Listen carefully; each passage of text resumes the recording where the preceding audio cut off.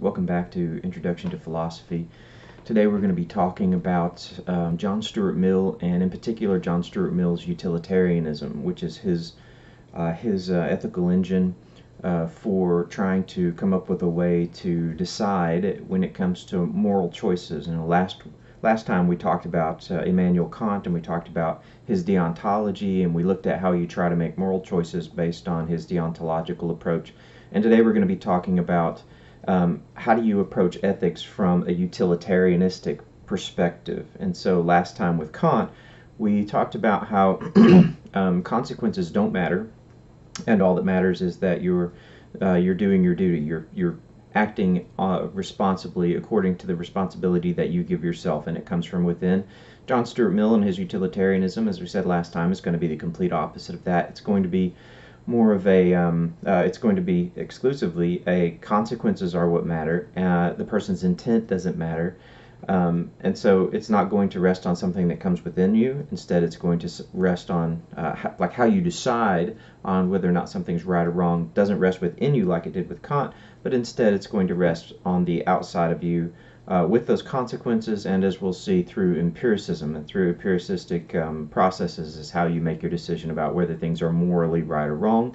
But we're going to get a little bit of background on John Stuart Mill this morning, because it's really important to understand where he comes from, even more so than Kant. It's going to matter where Mill comes from, because you're going to kind of see some of those influences on his early life that will really impact where he stands and how he develops his utilitarianistic position. So kind of quickly, some of his background from youth, and then talk a little bit about somebody else that influenced him considerably as well. He created a system of logic that is still really, really important for experimental sciences today, but certainly his most influential and his best writings are still his defense of utilitarianism. But in all, he will place his mark on science, politics, ethics, and philosophy. And remember that philosophers are often broad-reaching individuals. I said in one of the earliest lectures that they're really greedy, and he is going to be greedy. He's going to stretch out and touch multiple aspects of the world of thinking, and then certainly the world of science. And even politics in his case, as we'll see, his utilitarianistic approach is going to be used to make laws in England.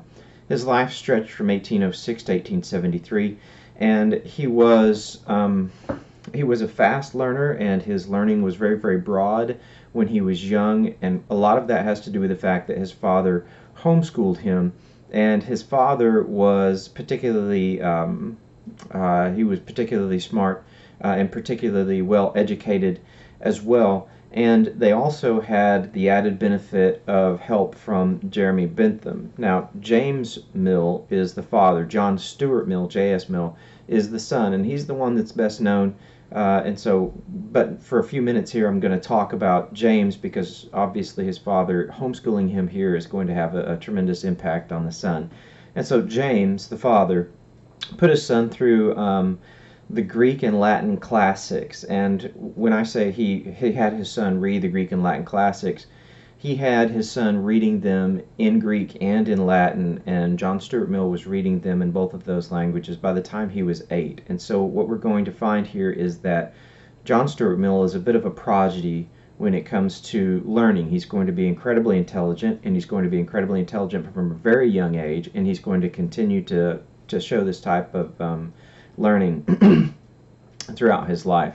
And so as a child, he also learned the economic philosophies of Adam Smith and David Ricardo. Now, as a child, my father talked to me a little bit about economics, mostly just supply and demand, and I remember a couple of those conversations, but nothing like what John Stuart Mill was going through here, where full economics are going to be being explained to him. He's also going to learn world history, he's going to learn logic and mathematics, and his father was certainly tireless in the instruction that he was giving to his son.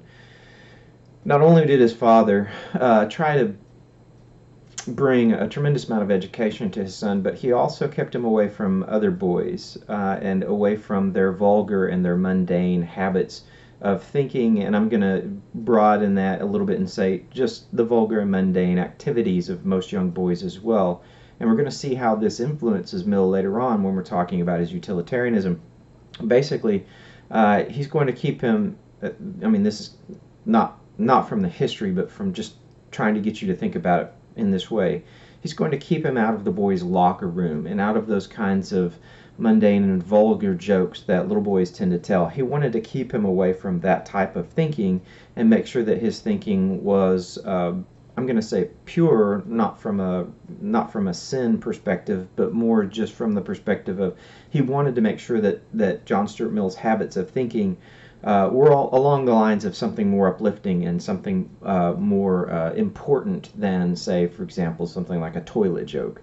And so he wants to make sure that his son has that type of mentality rather than the vulgar mentality of other little boys. And so Milton, kind of working along with that, Milton had a tremendous disdain for Shakespeare, and I'd say quickly here, the reason that he disdains Shakespeare is that even though in our society we tend to think of Shakespeare and his writings and plays as something of high culture, if you read Shakespeare, especially something like Midsummer's Night Dream, what you're going to find is a tremendous amount of vulgarity in that particular play. And so the father who's trying to shield his child from that type of vulgar thinking is going to highly disdain Shakespeare and his writings. We'll see that he had a tremendous reverence for Milton and the writings of Milton, and I think too you can see why, because as James Mill, the father, trained for the clergy, but eventually he's going to turn his back on Christianity, and he's going to turn his back on any god who would, quote, create a hell or make a hell. And so what we can see here is that as James, the father, turns his back on Christianity, he's going to like a lot of what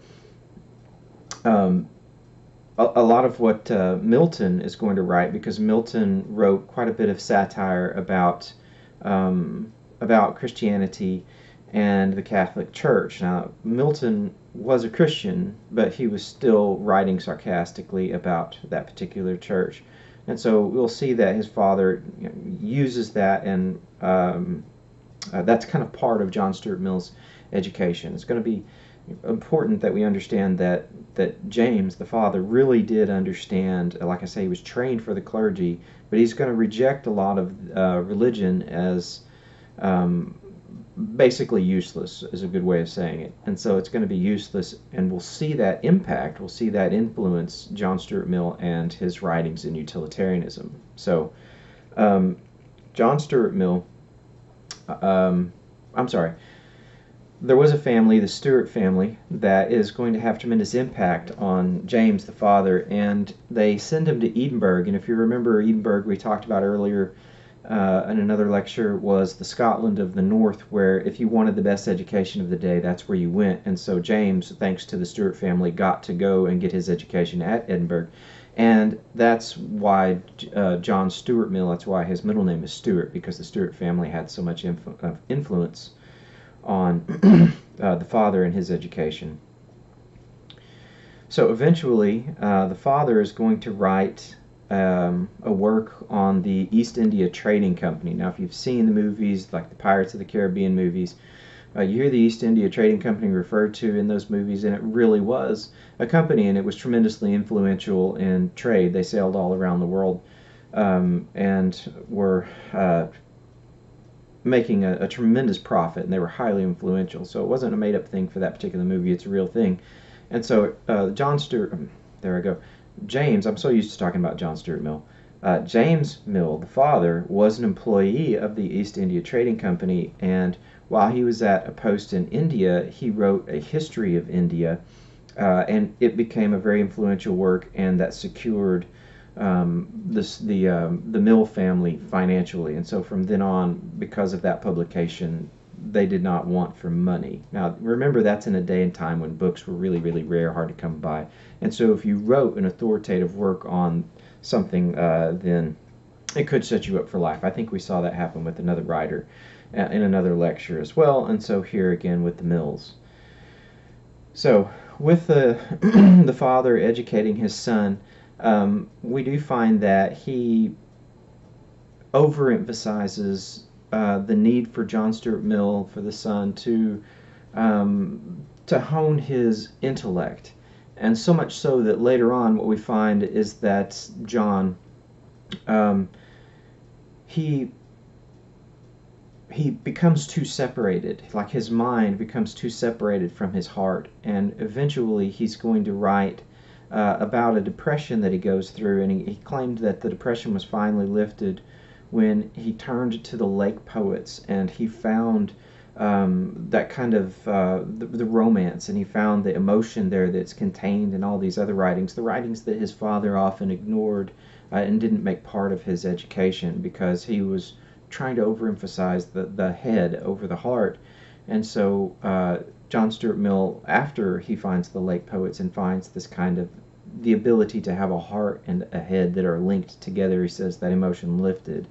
Remember, I've told you a number of times that I think humanity is a combination of two things, that we're both logical and we're emotional.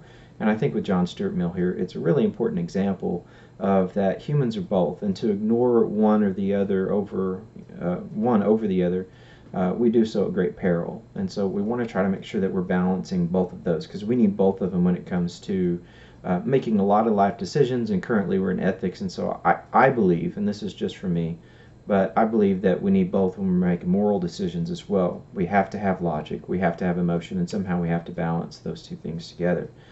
Just my personal opinion. I don't usually try to fit my opinions in. That one just kind of walked in. And so now turning back to John Stuart Mill, and he talks here about remember the late poets, and then he talks about the intellect, and he says we need to keep both of them together.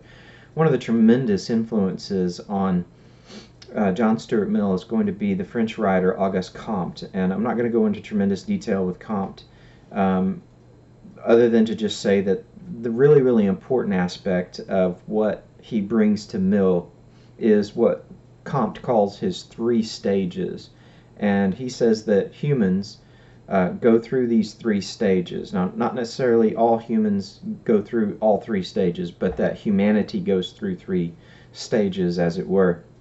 And the first of the 3 stages, according to Comte, is what he calls the theological stage. And in the theological stage, humanity believes in a deity. And he calls this stage the stage of infancy. That is to say, when we're the least mature, we're the least grown up, we believe in superstition. We believe like children believe in Santa Claus or the Tooth Fairy or anything else like that. We believe foolishly and simplistically in a deity or deities of some sort that participate and influence our world. And so this is the infant stage. This is the most basic stage. This is where humanity started, and it's as false and silly as believing in Santa Claus. And so that's the first stage. The second one is called the metaphysical stage. And in the metaphysical stage, Comte, and Comte, by the way, is spelled C-O-M-T-E, C-O-M-T-E, Auguste Comte. In the second stage, Comte says that it's only a small improvement over the first one. Basically, in the metaphysical phase, we stop believing, or we're not believing in the deity, but we're still believing in something as equally fictitious, something that is equally a fiction. And so just like we believed in that deity person, now instead of believing in a person, we're believing in ideas. We're believing in things that aren't really real. They're abstract forces, and so they're as unreal as Santa Claus. And so an abstract force, for example, might be something like justice, because there is no such thing in the physical world as justice itself. Remember me saying metaphysical things have no physical extension into the world, and so you can't chop off a slab of justice and throw it in a frying pan and then tell me what it tastes like, because justice doesn't have any atoms. And so Comte says, as a true empiricist would, right, that there's nothing in the world except material things. Justice is a fiction. It's as fictitious as Santa Claus. And so you could lump in there love as well. Love is just as fictitious as Santa Claus. Why? Because you can't chop it off and throw it in a frying pan. And so to believe in the theological is to be an infant. To believe in a deity is to be infantile in your thinking. And then in the metaphysical phase, he says it's not much better, but it's a little better. At least now you're not believing in a deity, but you still believe in abstract forces like love or courage or justice or anything like that. And He said that that's more of like a toddler stage, and the better and the sooner we rid ourselves of those particular kinds of ideas, the better humanity is going to be. And so the first phase was theological, the second was metaphysical, the third one is what he calls the positive stage. Now he's going to be the founder of what's called positivism, and I don't have time to go into positivism today. It's an interesting study, but it's something we can't really get into. But that third and final phase, he says, is the positive phase. And then he says, and this is a quote from him, in the positive phase, quote, the mind has given over the vain search for absolute notions and applies itself to their laws, that is, their invariable relations of their succession and resemblance. And basically what he means here is that we get rid of all of the thinking about a God that gives us morality, or even metaphysical concepts or constructs that give us morality. He says we just look around and we realize that morality has to come to us through through the purely physical world. And so he's going to be an empiricist, and as it turns out, Mill is going to, again, I said that Comte is going to influence Mill. Mill is going to base his moral theory of utilitarianism on pleasure and pain. Pleasure and pain. And those two things come to us purely through our five senses. He's going to be an empiricist. Now, I'm going to kind of juxtapose that again to Kant here, right?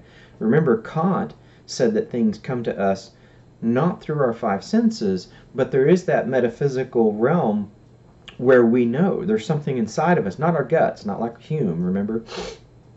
But there is something inside of us, and we all have this thing. It's almost an intuition, which an intuition has no physical manifestation, but it's almost that intuition of we know there's something wrong with ... there's something right with ...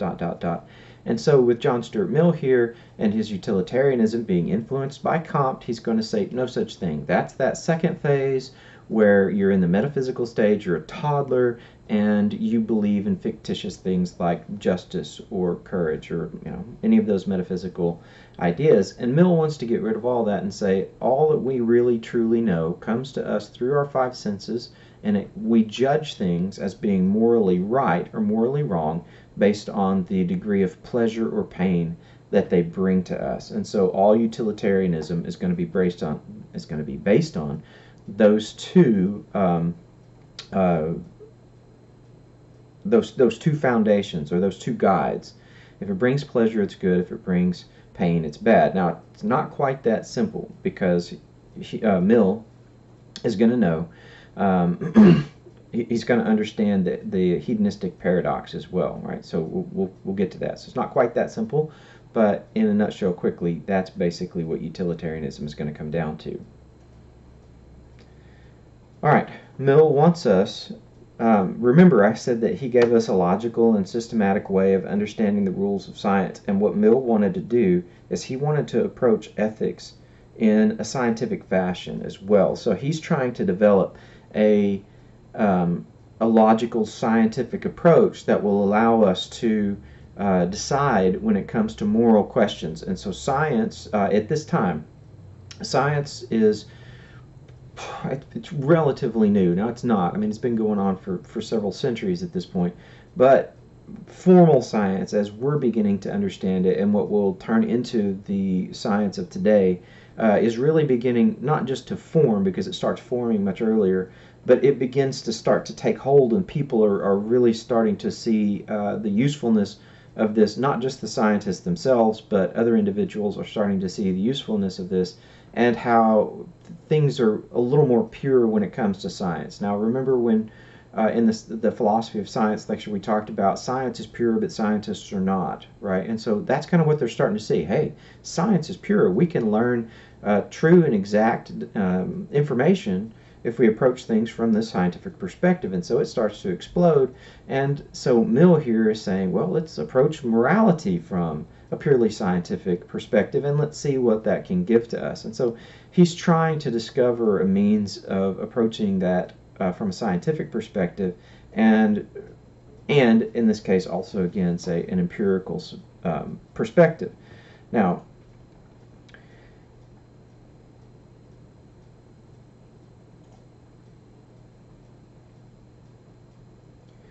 remember too that with someone like Kant, and he's using this idea of intuition, that morality comes from something inside of us. Now, Christianity is also going to be really important and really strong during Mill's day.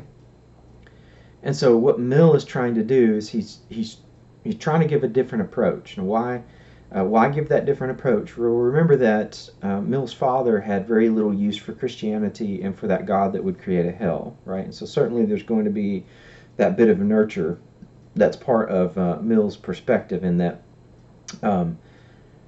his father is going to have no use for this religion, and so he's not going to allow that some God out there is trying to tell us morally what is or is not acceptable.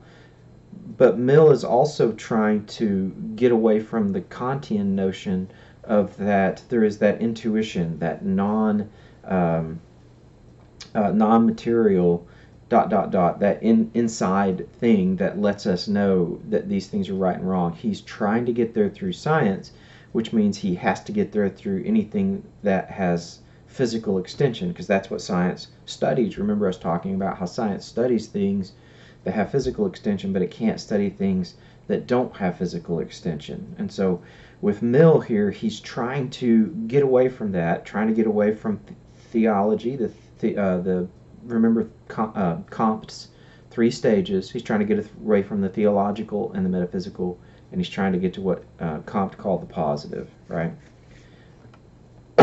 So Mill said that the reason people believe in that metaphysical stage is because when we're kids, we learn and somehow we seem to know moral rights and wrongs. And what Mill says is that since people can't really seem to remember learning it as a child, they assume then that it has always been there, which means that it must be a type of intuition, non-physical learning experience. But rather that they tend to walk out of the womb with it, if you remember that kind of language. And so we walk out of the womb when we walk out of the room, we already have a kind of a metaphysical thing in place, a metaphysical moral system in place. And it really is very Kantian in that it comes deep from within us, but it has nothing to do with our biology or our physical existence, our physical state of existence. And so what Mill is trying to do is, as he's combating that, is he says, yeah, for you seem to understand, and you seem to think that you seem to have walked out of the womb with it, but in fact you didn't. In fact, you didn't. What Mill says is that it really did come to you through a purely empirical experience that you had as a child. That's how you learned right from wrong. That's how you learned not to steal, but you don't remember learning that particular lesson. You don't remember the empirical lesson, don't steal. Somewhere along the way, don't steal became part of who you were, and you don't remember learning it, and therefore you assume that it was an intuition. But Mill says we shouldn't make that assumption. Why not? Because if we look at our experiences now, what experiences, how do we learn from our experiences today? We learn everything. We learn everything through that five senses, through an empirical means. Sometimes it's just learning it through hearing, or sometimes it's through taste or sight, whatever it might be. But we learn everything through our five senses. And Mill says, why should we assume that it was ever any different? All of our experiences now tell us that we learned through the five senses. So of course we learned through the five senses, right? That's how we know we learned that way now. Why assume that we ever learned any differently? What we should assume then is that we've always learned this way, because that's how we learn everything now. We've always learned this way. We just don't remember learning that way. So as an example, to try to help you a little bit here, when I was about 3 or 4, my mom did a lot of sewing, and so we were in and out of sewing shops quite a bit. And I remember seeing a little button, and being kind of enthralled by the button as a child could be enthralled by something kind of shiny and, really cool. And I stole the button. Now, I know that I knew, right? I know now, as I'm thinking, as I'm reflecting on that experience, I know now that I knew as a child, as a 3 or 4-year-old, I knew it was wrong to take the button. Now, how could I possibly know now that I knew it was wrong when I was a child? I was trying to hide the button. I didn't want my mom to see it, which means that I knew I shouldn't have done it. Otherwise, why would I be hiding it? Now, there were plenty of things. We used to go to the seashore in New Jersey when I was a child, and I would pick up other bright and shiny objects, little seashells off the seashore, and I would pick these things up and run to my parents and show them, hey, look what I found. And that's very different from, hey, look what I took, or look what, hey, I took this thing. And I'm not running to my parents showing them the button, look what I got away with, or look what I found. I'm not even telling them that. I knew it was wrong, and I know that I knew it was wrong. Now, as it turns out, my mother took me back in, because I got caught. She took me back into the sewing shop, and I had to return the button. And then I can't remember if she actually bought the button for me or if the lesson was, see, we don't steal things because then we don't get them. I don't remember which way it ended up. But I knew it was wrong. Now, I don't remember learning that stealing was wrong. I don't remember the discussions or any type of, instruction. I don't remember a moment when I learned it. I knew before the button that stealing was wrong, but that's my earliest memory of learning about stealing. So if you're in that Kantian perspective, you might assume then that it's an intuition. We know stealing is wrong. But Mill comes along and he says, that's just your earliest memory about stealing, when in fact you learn everything through your 5 senses, and all moral learning comes through those senses. And so rather than assume it's an intuition because you don't learn through intuition today, we should assume that you were taught that at an earlier age. Even though you don't remember learning that stealing was wrong, it's still wrong. It was still something that you were taught before you remember it. And so that's what Mill's going to say about intuition. So you can kind of see how Comte is going to be playing out here with Mill. Comte, again, is highly influential. It's not theological. It doesn't come from God. It doesn't come from some metaphysical thing like Kant is going to say. Rather, it's just an empirical thing that humans have learned and that we accept and that we pass on to our children. All right, so when it comes to utilitarianism, remember that what we're going to be trying to do is that we're going to be trying to maximize pleasure and minimize pain. Now, this makes quite a bit of sense if you think about it. After all, there's no God, so there's no afterlife. There's nothing like that. And there's no, I guess I could say, kind of a karma. The universe isn't keeping track. Because there is no abstract force, there's no metaphysical world. All that we have really is the here and now and this one time in life. And so we come into life and we live and we die, and basically that's it. So if that's the case, what makes sense is that we want to maximize our pleasure and we want to minimize our pain, which is something we do basically anyway. I mean, with it's not exactly just that we maximize pleasure and minimize pain. But that's basically what we want to do anyway. And so Mill looks at this and he says, well, that's how we should ground our moral theory.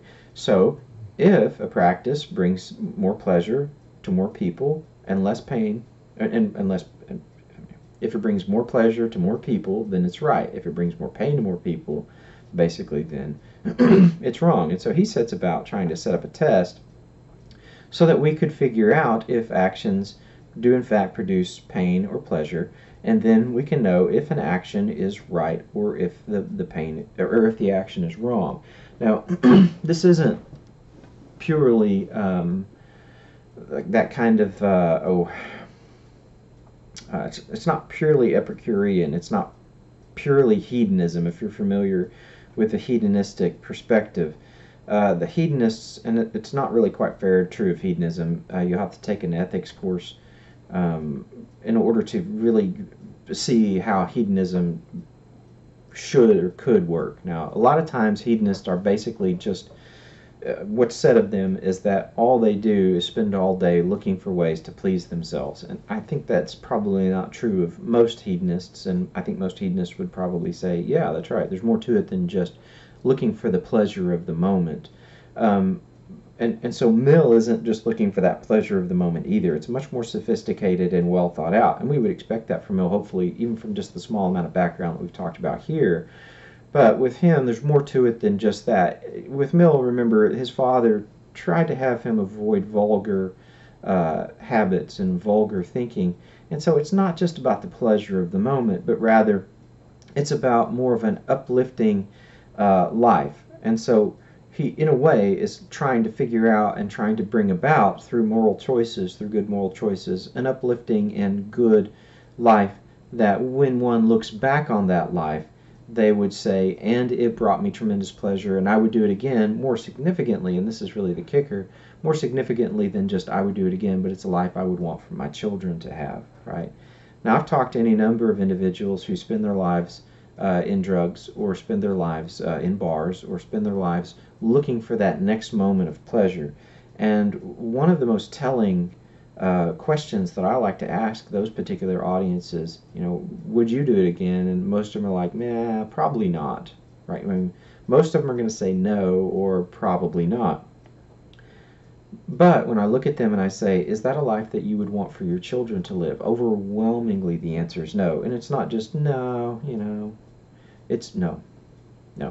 And so with Mill, again, obviously, there's much, much more to it. It's something that it's a life that's lived in an uplifting and a very enriching way. And so you're not, squallowing out over here in some life where you get pleasure for the moment, but rather it's a life that's lived, searching for this kind of pleasure. But it's a high level pleasure. It's a better, higher quality type of pleasure. And so it's not just about that pleasure of the moment.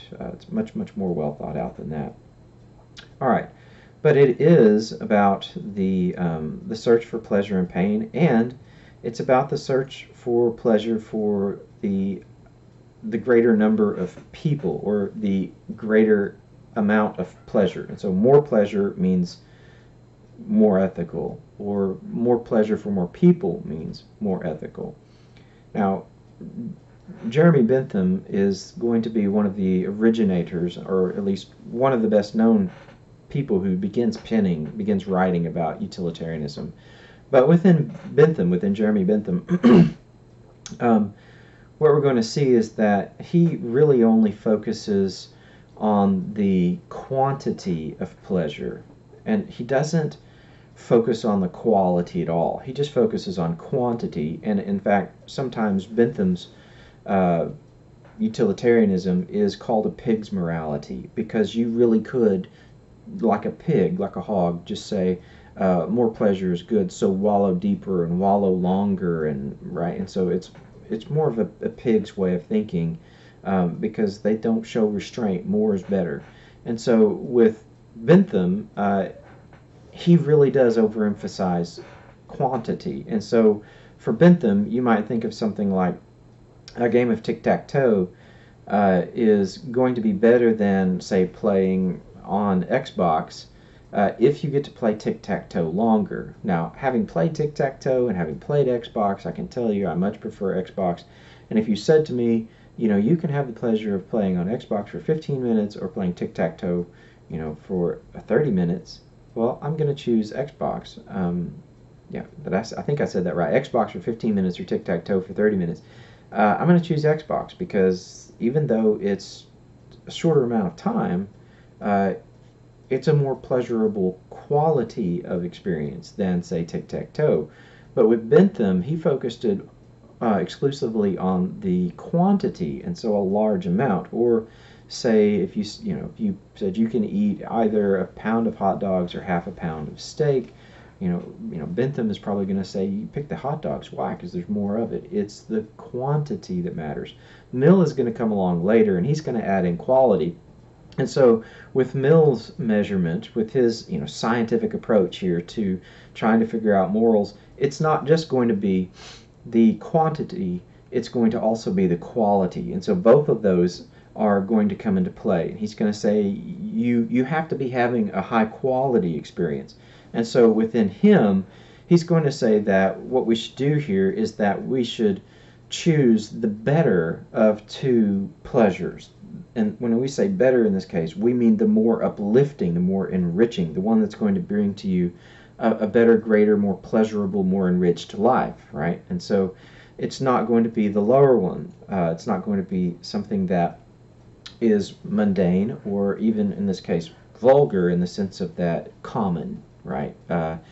So we should choose the higher pleasure, right? So in his case, he would say, if you were given, Mill would say, if you're given the choice between a night of watching the symphony or a night of watching Seinfeld, and when I wrote this, it was, Seinfeld was kind of still a big thing, but if not Seinfeld's, whatever particular television show that you're into that's really not really uplifting. I mean, if you watch Seinfeld, you're going to see that there is some vulgarity that's involved there. And when you go to the symphony, what you'll find is a tremendous human story that's going to be told that's going to be uplifting. Mill's going to say we should choose the higher one. And so we should, in fact, choose the symphony, because it's going to be the one that enriches, and it's going to be the one that lifts up. Now, remember that his father tried to keep him away from other little boys who had vulgar and mundane habits. And so, in this case, we should choose the symphony. That's something we ought to do. I understand that most of my listeners, and myself included, are probably not going to choose the symphony necessarily over Seinfeld. Now, I do enjoy the symphony, but I also enjoy Seinfeld.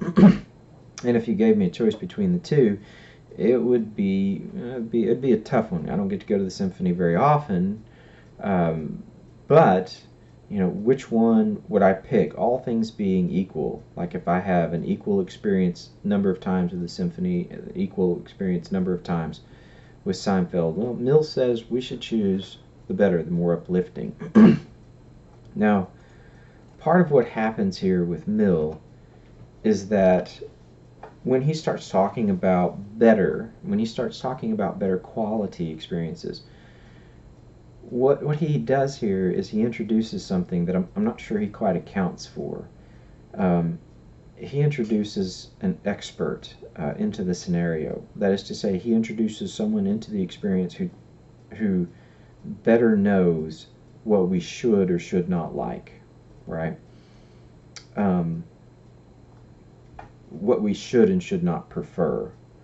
Now, thinking about that for a minute, if you've got an expert, you've got somebody who has expert knowledge on certain things that perhaps bring pleasure or perhaps bring pain. When it comes to thinking about things like the symphony versus Seinfeld, a lot of us will balk. It'll make us kind of pause for a moment and say, I'm not sure that the so-called experts can necessarily be trusted. After all, we watch those film critics, and almost all of them hate the films that the population loves, right? And so, in a sense, we do reject the experts in some cases, because they seem to be out of touch with what the population really seems to enjoy. And what the population enjoys isn't always necessarily vulgar. Sometimes it's just something that these individuals who have training in this, they find it to be common, and so it's not entertaining because they've seen enough of it or too much of it, or it's something they're not particularly interested in, depending on the film critic. And so there is that aspect of subjective taste that really comes into play, and how does Mill deal with bringing in the expert? And he doesn't necessarily seem to deal with it. On the other hand, I think that offers something that's really, really significant to us as well. And so, for example, when you start introducing an expert in wine, for example, some wines really are better than others, and I'm not just talking in a subjective way. Now, obviously, There is a level of subjectivity there. There's also a level of, if you train your palate towards one wine or even one area of wine over another area where grapes and wines are grown and produced, you'll tend to prefer it. And so if you drink a lot of California wines, you tend to prefer California wines because that's what your palate is used to. On the other hand, if you drink a lot of wines that are made in France, then you'll tend to prefer French wines because that's what your palate's used to. And so when you start looking at these kinds of things, it's true that that subjective taste thing really is still there. But if you study wine, what you'll come to find is that there really are experts who know a lot more than most people do about wine. And it's not necessarily that they're telling you what you ought to prefer, but they are certainly trained, and they are certainly capable of telling you that these particular wines are of a much, much higher quality. And so I was talking to one individual who he worked in Hollywood in movie, I'm just going to say sales, basically. And he was often wined and dined. Now, he didn't buy the bottles. He was very made sure I understood that he wasn't buying these $10,000 bottles of wine, but he was talking about drinking a $10,000 bottle of wine versus 1,000 versus 100 versus a 10. And one of the questions I asked him was, is there really a difference? Is the difference, so large that it constitutes that type of monetary expense? And he said, absolutely. And so for someone who, and for him, he was a tremendous wine drinker and a kind of a connoisseur. He was, I'm going to say, an expert, although I don't think he would say that of himself. But he was an expert, at least to me, because he knew a lot more than I did.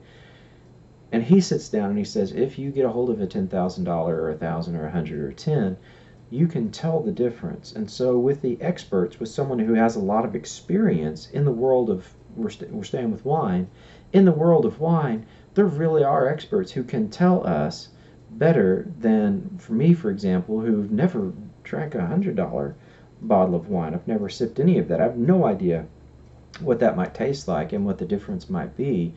And so some individuals who have experienced a higher qualities in wine, in this case, a higher quality experience, they are better equipped to tell us about wine than those of us who have not. And so in the one sense, when it comes to the symphony versus Seinfeld, there is that subjective mentality within it that it's hard for an expert just to say this is what you should or shouldn't think.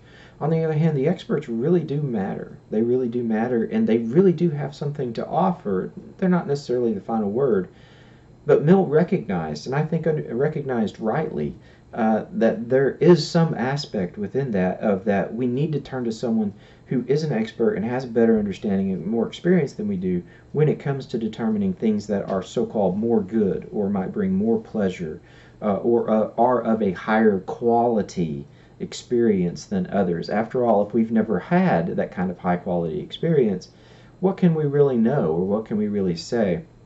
If you've only ever driven, $5,000 cars and you've never driven or ridden in a $100,000 car, can you really tell someone that it's basically the same thing? You can't, because if you ever sit in that $100,000 car and you ride in it, you're talking a different level of experience here. And so experts are going to matter. And so trying to find the balance there within utilitarianism is always the trick. It's always the trick.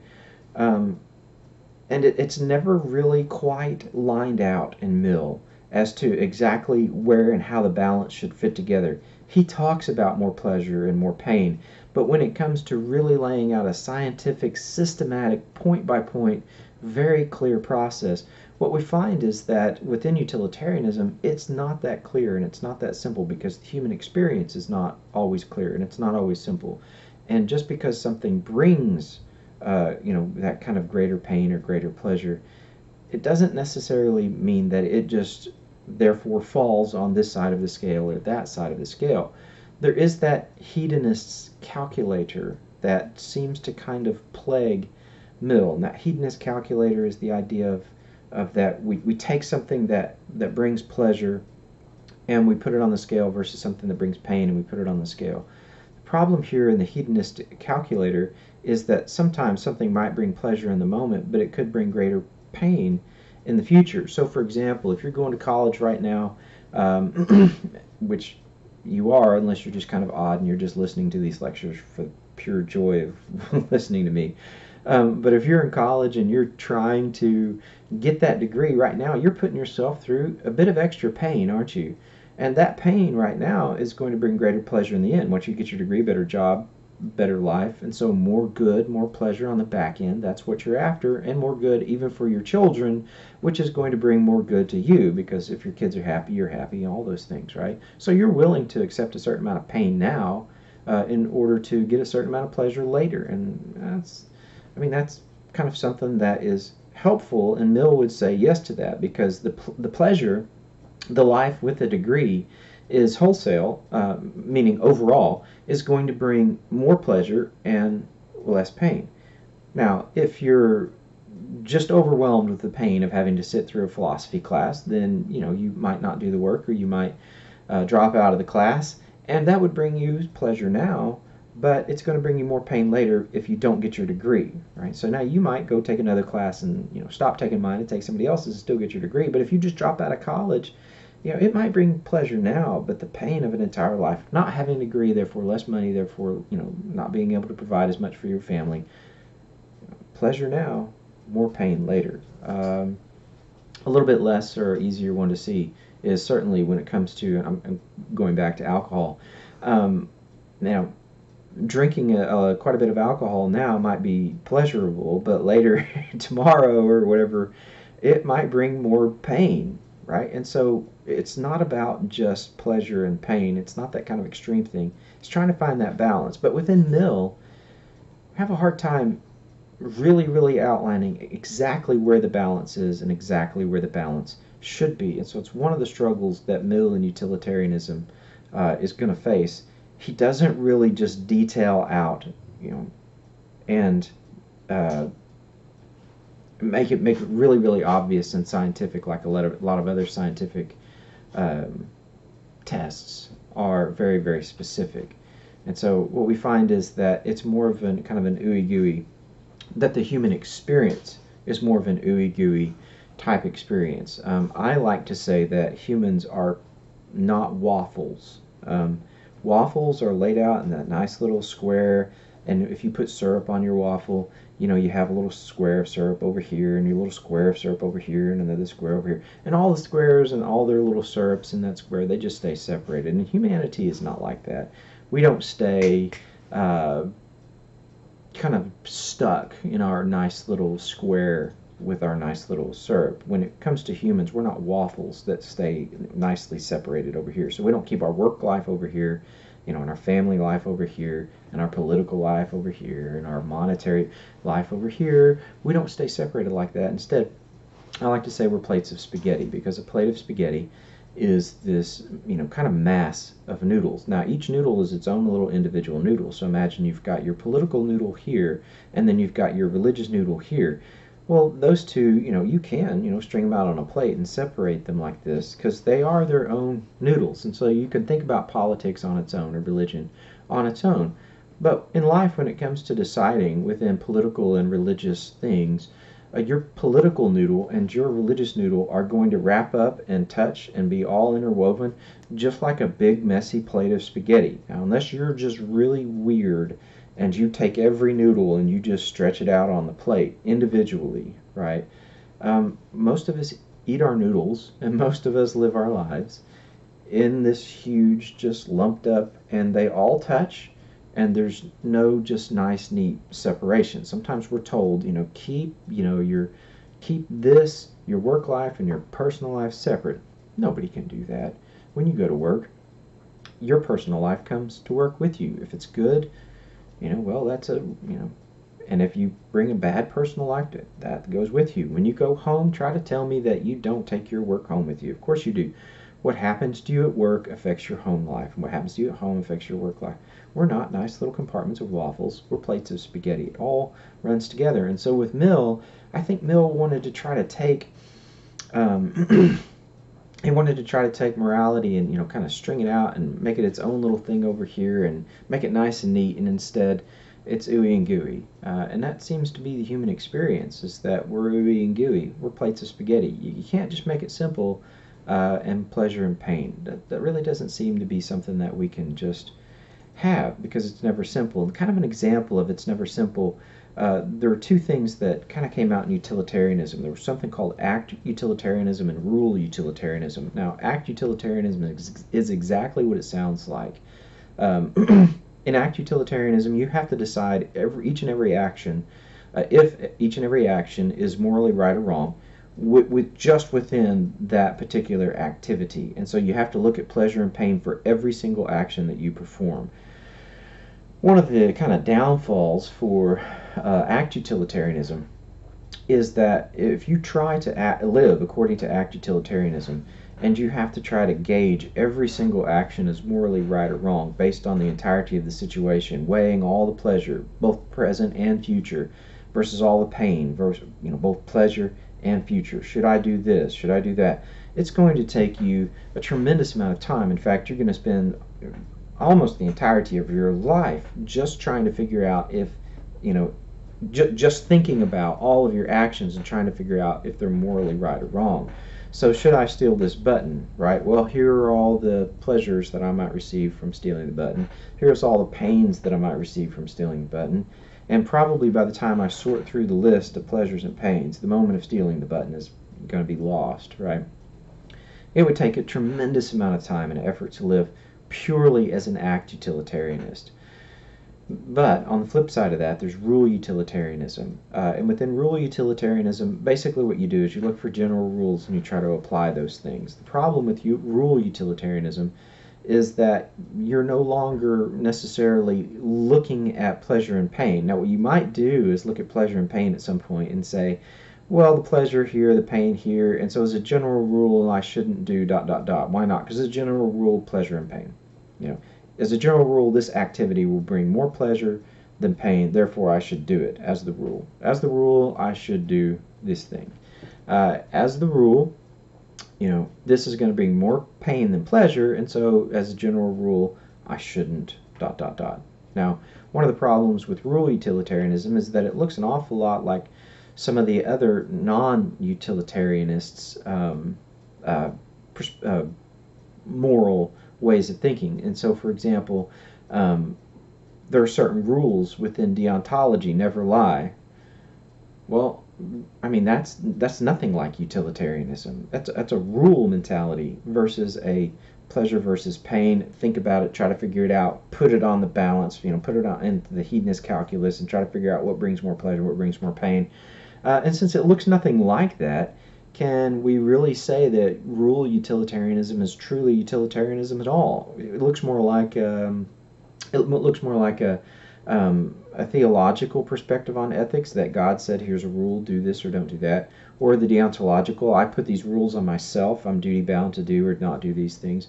There's something called virtue ethics that we'll look at. There's some basic rules within virtue ethics. It looks more like that. It really doesn't look like utilitarianism any longer. And in fact, utilitarianists say, well, when it comes time to, rule utilitarianists say, when it comes time to make these kinds of decisions, you don't always have to follow the rule. You can just pitch it out if you want to. What is that? Well, that's act utilitarianism, which is not rule utilitarianism. And so rule utilitarianism kind of loses itself in either rule-based ethics or it loses itself in act-based ethics. How do you know when to throw out a rule? We ask the rule utilitarianists. And if the answer is whenever you decide you should based on pleasure or pain, then you're really just an act utilitarianist. You're not a rule utilitarianist anymore. And so you can just kind of see how, again, it's really, really difficult. It's not simple. It's not perfectly laid out. And Mill really doesn't give us that nice, smooth, easy, it's all laid out in front of us. And utilitarianism has those kinds of hiccups and complications because humanity is complicated. And making moral choices is very, very complicated as well. And so there's just much more to it than pleasure and pain and trying to weigh those things out in the moment. Now, having said that, let me say that I think Mill brings us something really, really important here. Just like Kant and his weaknesses, Mill brings us something really important here too. We need to think about the fact of pleasure and pain and how that can, should, and does influence our moral thinking. And so he adds something to the table, but like Kant ignored consequences, Mill is going to look at it and say consequences are all that matter. All that matters is that it brings pleasure or pain. Well, there's more to it than just that. I think Kant brings to us the concept of the goodwill, of the fact that we need to be doing the right things for the right reasons. That's important. But he ignores consequences, and I think that's his big mistake. He goes to this extreme. I think Mill goes to the other extreme and says, all that matters are consequences. It doesn't matter the will or why the person did it. All that matters is that it does bring pleasure or pain. I think that goes too far.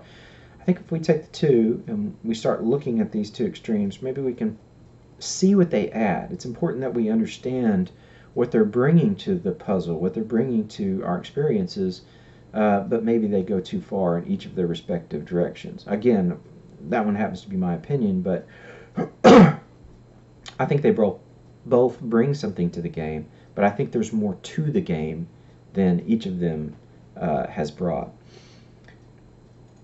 There are three basic weaknesses for utilitarianism that I wanted to get to kind of quickly here at the end.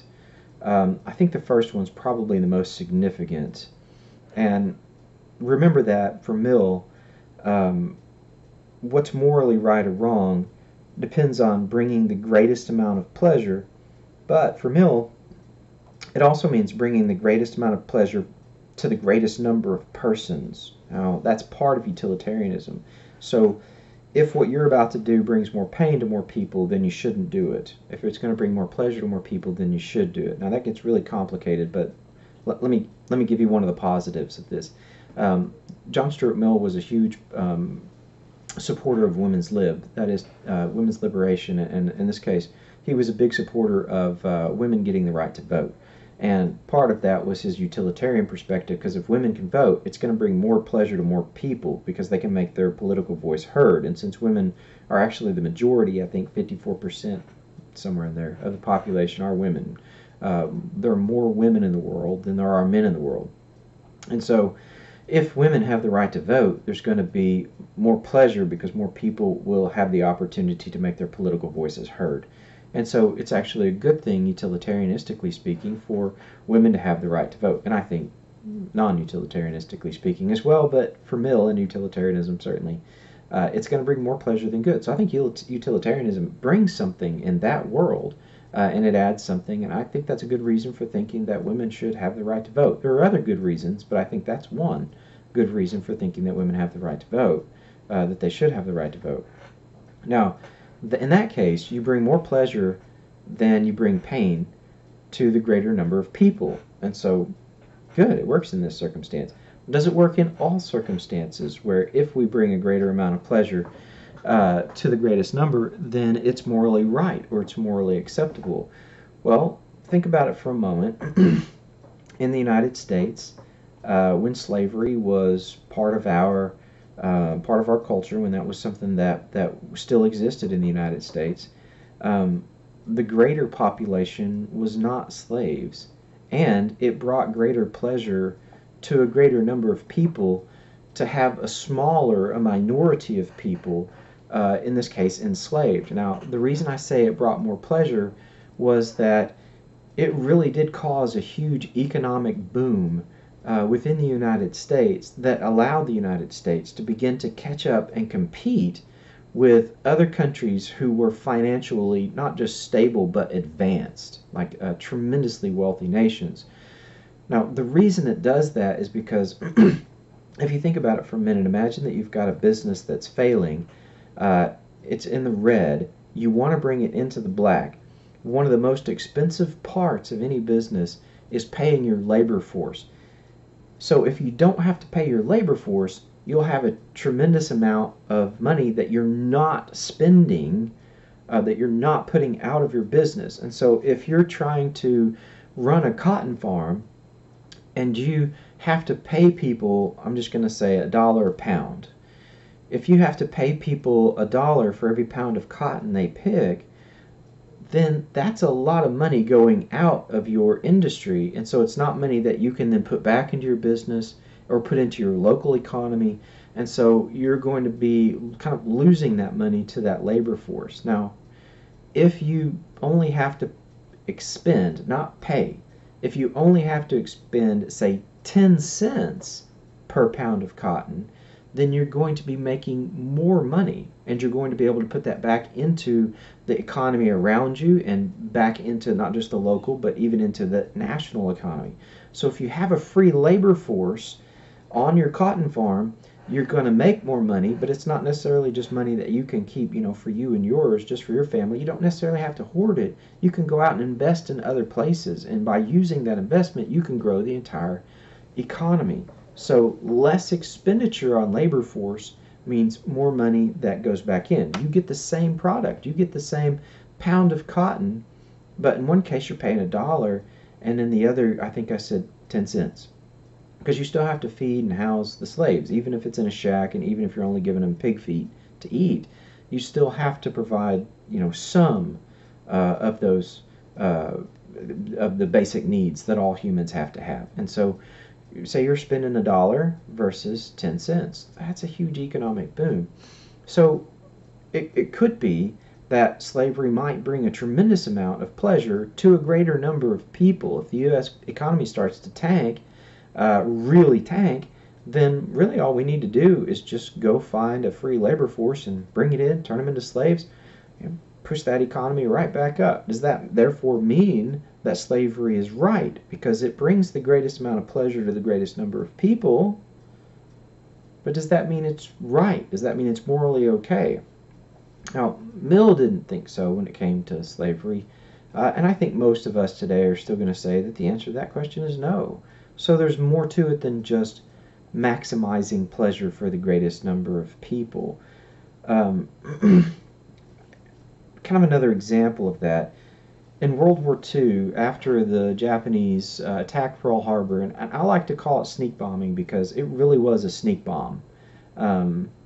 We were not officially at war with that nation, and they pulled off a sneak attack that was designed to cripple the Navy, the United States Navy, and kind of the military in the Pacific Ocean in general. Because once our Navy is down, then they could kind of attack us at will. Now, it had the opposite effect. Well, it didn't, not in that instance. It didn't have the opposite effect in that instance. They just didn't cripple the U.S. as much as they thought they were going to. But then when you see the Battle of Midway, what you find is that the Japanese Navy in the Pacific Ocean was basically obliterated. Basically, I mean, obviously there's pieces of it left, but the high majority of it, the vast majority of it, the real strength of their Navy is gone in that one battle. And from then on, the Japanese are fully on the defensive, right? And that's what they were hoping to do to the United States. They're hoping to cripple the United States Navy so that they could then go on the offensive in the Pacific and therefore to the west coast of the United States. It didn't work like they planned on it working. And in this case, it really was a sneak attack as opposed to, say, the Battle of Midway, which was not a sneak attack. And there was a lot of accidents kind of in Midway as well. There was a lot of good luck and bad luck, depending on which side you were on there as well. But they sneak attacked us there at Pearl Harbor. Now, after the Japanese performed that sneak attack, people in the United States, I mean, we declared war on Germany and Japan, and people in the United States became distrustful of Japanese immigrants. And the reason they became distrustful was they were afraid that they were sleeper agents who, at some later date, would, under orders from the Japanese, some secret code would come in, and that these individuals would then become saboteurs. And so they might go into, say, a shipyard where, say, a battleship was being built for the United States Navy, and that Japanese sleeper agent might go in and sabotage the building of the battleship, and it would slow down the U.S. war machine. And people became so distrustful of the Japanese, and in a way we can see why, right? I mean, the Japanese sneak bombed us. So don't we think that they would be willing to send in sleeper agents and sneak bomb us again, here on our own soil? Not in this massive attack with planes and ships, but just, a bomb over here, or, something that happens in this factory to disrupt the flow of industry. Well, certainly they would be willing to do it. They've already done it. And so what happens is that the government rounded up lots of the Japanese immigrants, and they put them into different internment camps, right? I had to find the right word. They put them into internment camps. They were not concentration camps. These people weren't being beaten or tortured, so not like the Nazis. But we did take them out of their homes. We didn't pay them for the homes that we took them out of. We simply removed them from their homes. We put them up into these internment camps, and they hadn't done anything. They hadn't sneak bombed anyone. Now, if they were agents and they were in fact sneak bombing things, then okay, maybe we can put them in prison. But they're not. They're not. Men, women, and children made no difference if they're Japanese. We just took the families and we put them up there in the internment camps. And I say up there because, Wyoming, South Dakota, that kind of thing. Remove them from the California coast. A lot of them are living in California. Take them out, put them over here. Now, at that time, did that bring a greater amount of happiness to a greater number of people?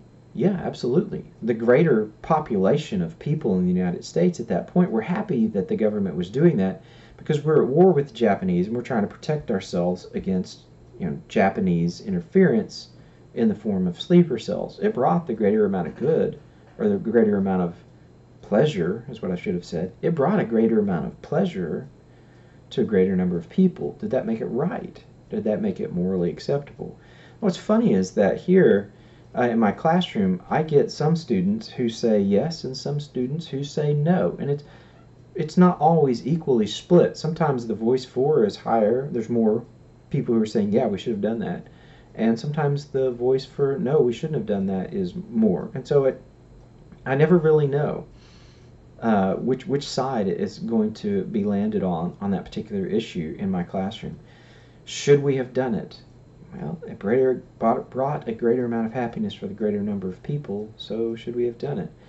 I can ask the same question after 9/11, after the terrorists crashed planes into the World Trade Building. Security in airports goes up. I know I was there. I was traveling extensively the year that 9/11 happened. I was in and out of airports basically every day for that entire year, 6 months before the event and 6 months after, and it was radically different in the airports. The way they looked, the security went from one standard to another standard. It was absolutely ridiculous, the new standard for security. Part of that security measure that was brought in is that kind of racial or even appearance profiling, in that if an individual appears to be of Middle Eastern descent and is male, they're more likely to get randomly checked. Is that okay? Is that morally acceptable? Should we be doing this? Now, it might bring a greater amount of pleasure or a greater amount of security to a greater number of people, and I'm not convinced that it does. I don't know the answer, right? So I'm not lobbying and saying it does bring more security. Maybe it brings more, maybe it doesn't, I don't know. And in my case, in this particular case for our class, I don't really care. I don't have to know. Because the question that we're asking here is not does it bring more security, but really if it does bring more security and therefore more happiness, does that make it morally okay? I mean, now if it doesn't bring more security, then it's pointless. I mean, there's no reason to do it, right? But if it does bring more security and therefore more happiness, is it okay to do that kind of profiling in order to bring that heightened security and therefore more happiness to more people? Becomes part of the question. And again, the numbers in my class on this particular issue, it's really split. Some people say, yeah, we should do it. Some people say, no, we shouldn't do it, that somehow it's violating their personal rights. Why? Because they haven't done anything. They're innocent. And so we're doing something to them that shouldn't be done because of the way they look, when in fact they're not guilty, right? And so innocent until proven guilty, we're treading on their rights. On the other hand, aren't we treading on other people's rights if we're not trying to secure their rights in an airport and in an airplane in every way possible? Well, you've got two sets of rights here, don't you? And both of them are being tread upon. Both of them are somehow, being violated. So which set of rights are more important? Now, if you go with Mill, you just say the greatest number for the greatest amount of good for the greatest number.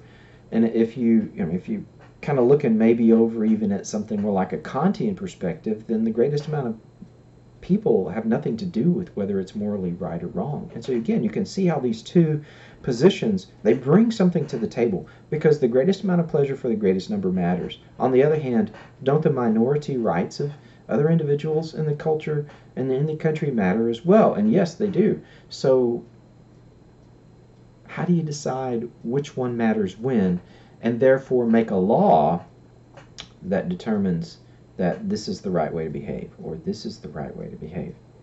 And it gets really tricky. That's why I say it's ooey and it's gooey. It's a plate of spaghetti. It's not simple. And I think Mill was looking for that really simplistic way of trying to make those decisions. I think Kant was doing the same thing. And maybe it's not that simple. Maybe we can't make it just that simple. Maybe there's more to it than that. So that's the first weakness. I promise the other two won't be as extensive as that. But that's the first weakness that I wanted to go through with utilitarianism. It's the weakness of minority and fairness and minority rights. It's the weakness of fairness and minority rights. So what do we do with that, right? When do we tread on the rights of the minority? When do we tread on the rights of the majority?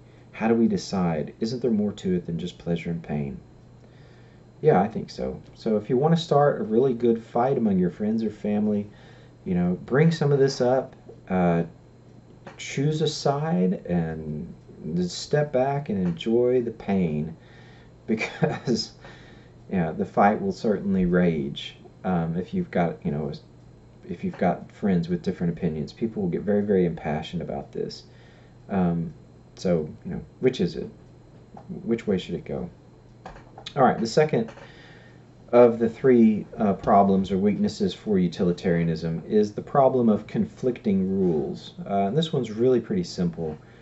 The problem of conflicting rules is that within utilitarianism, if you have two rules that come into conflict with each other, how do you decide which rule to follow, right? And so a good rule of thumb is don't punch people. That's a pretty good rule, and I generally stand up and say, follow this rule. On the other hand, isn't there sometimes a time to punch people? I mean, if you're trying to protect someone who is trying to harm yourself or another innocent, is there a time to punch them? Maybe. Aren't those conflicting rules? Yeah. So how do you know when to refrain from punching and begin punching? And along those lines, and I start with punching, along those lines, don't kill is a good rule. That's a good rule to follow. I hope all of us follow that rule. But is there ever a time to kill? Again, say if someone's trying to kill yourself or an innocent, is there ever a time to begin to violate that rule? And is it ever justified? Are we ever justified in killing? Not just us in a particular situation where, say, like a home invasion, like if someone breaks into your home and they're trying to kill you and your family, are you justified in killing them? There's those two rules. They're in conflict. But there's also other rules that come into conflict with don't kill. What about a soldier on a battlefield who's trying to protect their homeland? Is there a time for them to kill? That's a conflict of rules. Or even executioners. Is there a time to kill when it comes to capital punishment? Again, if you want to start a really good fight with your friends or family, just bring that one up. Is there a time to kill, say, in the example of euthanasia, Is there ever a point at which an individual's life, their quality of life, is so reduced that perhaps it's humane, perhaps it's right or just to kill them? Or is it simply the case that it's never okay, it's never right, it's never justified, because human life is so valuable and is sacred, and therefore we can never kill that person there on, that perhaps they have lost that quality of life, but maybe we still can't do it. Which is it? Is it okay to kill in those circumstances? I think don't kill is a very, very good rule. Are there ever exceptions? Are there ever a time? Is there ever a time when those rules can come into conflict with other rules? No. It's a difficult question for utilitarianism, and there isn't really a good map. Mill doesn't really find a way of just saying, of solving these issues and saying, here, in this case do this, and in this case do that. It's not that simple. It really doesn't pan out quite that well, that neatly for Mill. And the third one, weakness for utilitarianism, is how could we ever prove that utilitarianism really is true? That is to say, if the only proof of an object being visible is that you can look at it, and the evidence for that, if then, I mean, that's not, if then the only evidence for utilitarianism is that things that are desirable are desired, that's not really proof. That's a tautology. You're basically just saying the same thing. You should desire these things over here, Mill says. Why? Well, because they're desirable. That's not really helpful. That's kind of circular. It's using a word to define itself, or in this case, it's using an ought to. Why ought I do this? Because you ought to. Because that's an ought, right? So there's not really evidence that utilitarianism is true, because the only backing that we've got, the only real foundation that we've got for utilitarianism as being this way of trying to help us make moral decisions, is that you should desire these things over here because they're desirable. But again, that's not helpful. It's just a tautology. It's just the saying of the same thing. You ought to do it because this is the way it ought to be. And so it's not really helpful. So we don't see a great proof for utilitarianism necessarily as being true, right, or helpful. All right, so within utilitarianism and Mill, I think we've seen a couple of polar positions, polar extremes here with Kant and Mill, like we talked about before. I think both of them bring something to the table. I think they're both very, very helpful. I think there's more to the game than just that. In the next lecture, we're going to be looking at something called virtue ethics from Aristotle, and hopefully we'll be able to begin to see some of these things, some of these moral theories begin to play with each other and to help each other there within virtue ethics, and perhaps something that's a little more centered, something that's a little less extreme, so that we can take a look at a little less extreme. How do we make moral choices? Is there a system that's in place that might be more balanced than, say, these two? So next time, Aristotle and virtue ethics.